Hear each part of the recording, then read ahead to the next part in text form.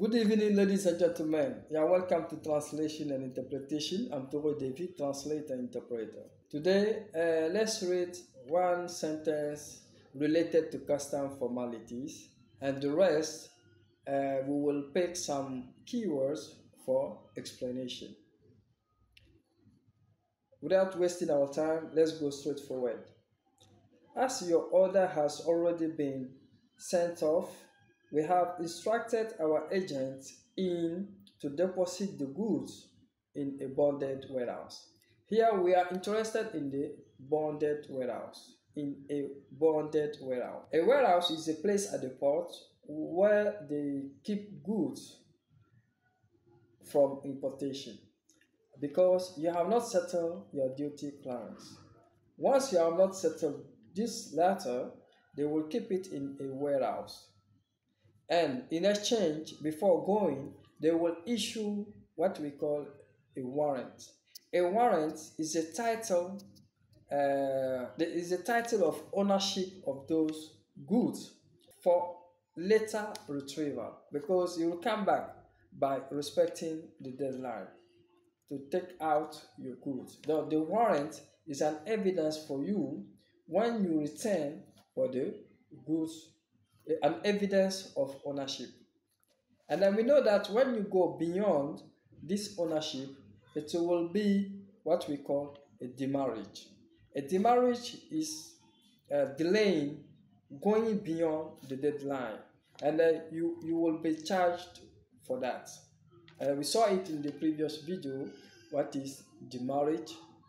And the warrant that I've talked about, showing the ownership of the goods, and it is specified, I think, in the last sentence, the warrant. It is explained. So at the same time, we have a specific duty.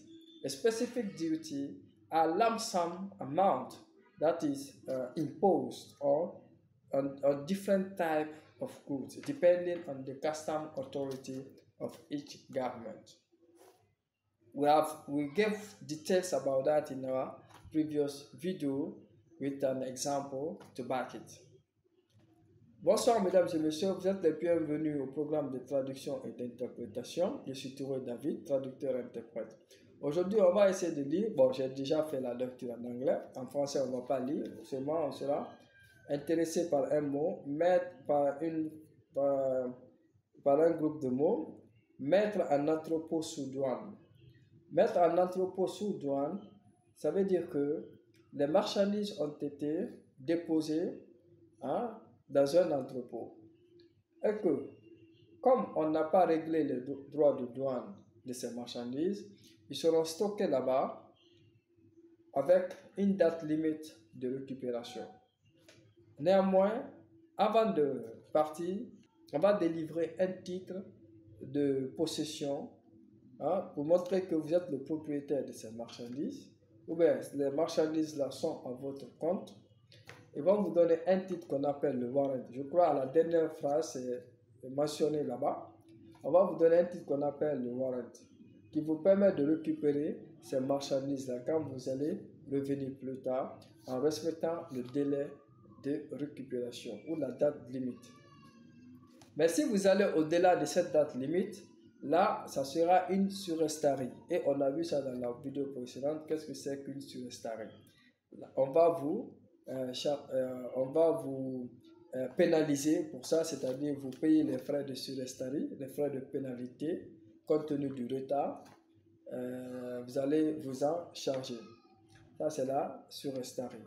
Maintenant, en bas, au niveau de la dernière phrase, je crois qu'il y a un droit spécifique qui est mentionné.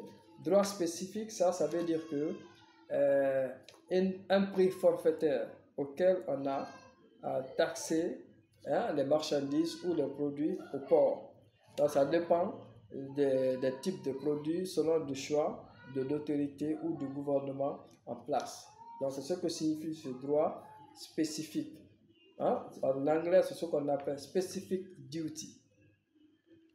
Donc, on a vu quelque part aussi, on a le mot homologation.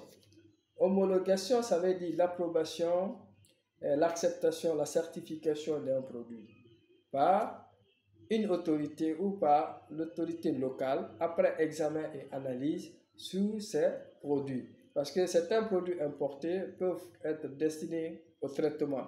Maintenant, qui sait si c'est de bons produits pour le traitement? Est-ce que réellement c'est efficace? Est-ce que ça n'affecte pas la santé et puis donner d'autres effets secondaires? Donc, il y a une autorité pour ça qui est spécialisée du contrôle de qualité et de l'efficacité des produits, que ce soit chimiques ou d'autres ou produits de d'autres natures. Donc c'est ça, homologation, homologué. Maintenant, on a vu ici, pour ce qui est rentré en vigueur, les sécurités qui viennent d'être mises en vigueur. Bon, mise en vigueur en anglais ici, c'est traduit par applicable in your country. Donc ça peut être traduit aussi par to enforce, to be enforced in your country. Bon, to be enforced, c'est quand c'est la loi qui élabore ces mesures-là.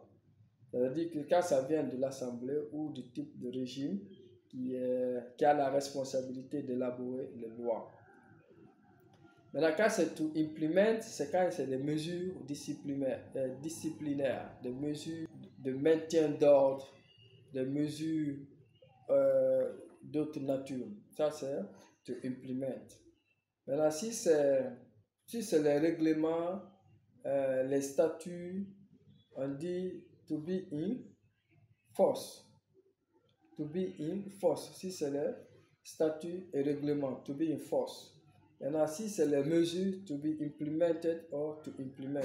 Si ça vient de la loi ou bien du congrès, to enforce. Donc, c'est ça la différence entre ces mots. Mais ici, ce qui a été traduit, c'est applicable in your country. You see, which are now applicable in your country. So, the now, ici, vient renforcer le sens de applicable pour dire que c'est ce qui est en vigueur. C'est ce qui est pratiquement appliqué. Ce qui est maintenant appliqué ou ce qui est en cours dans votre pays comme loi. Donc, mesdames et messieurs, on va s'arrêter ici. Prochainement, on va continuer.